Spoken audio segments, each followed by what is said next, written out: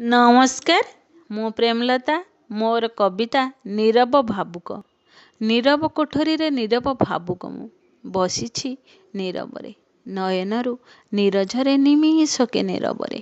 ସଂସାରୀ ମୁଁ ଶବ୍ଦ କରି ସରିଯାଏ ମୁଁ ନୁହେଁ।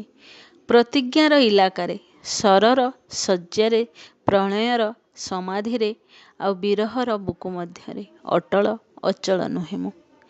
ମନର ମରୁବାଲିରେ ବିଶ୍ୱାସର ମରୁଚିକା ଖେଳାଇ ପ୍ରବଞ୍ଚନା ଇଲାକାର ପକ୍ଷୀ ପରି ଡେଣା ଝାଡ଼ି ଝାଡ଼ି ଉଡ଼ି ଯାଉଥିବା ପ୍ରହେଳିକାର ବୋଝ ନୁହେଁ ମୁଁ। ଶେଷେ ପୁଣି ଶୋଷ ହେଲେ ଶବ ମୁଁ ପାଲଟିଯାଏ। କଲାକର୍ମ ଭୋଗେ ମୁଁ।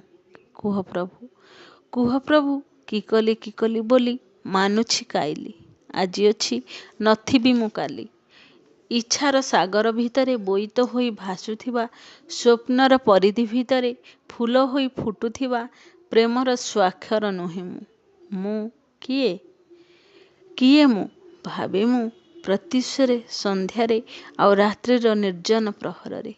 ଭାବି ଭାବି ଥକି ପଡ଼େ ଭିତିରି ଇଲାକାର ଘଞ୍ଚ ଅରଣ୍ୟରେ। ଛାଡ଼ ସେସବୁ କଥା।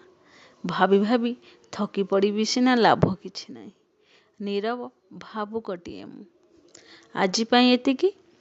ପୁଣି ଦେଖାହବ ଆଉ ଏକ ନୂଆ କବିତା ସହ। ସେ ପର୍ଯ୍ୟନ୍ତ ଆପଣମାନେ ଭଲରେ ରୁହନ୍ତୁ, ଖୁସିରେ ରୁହନ୍ତୁ। ମୋ ଚ୍ୟାନେଲକୁ ସବସ୍କ୍ରାଇବ୍ କରନ୍ତୁ। ଜୟ ଜଗନ୍ନାଥ।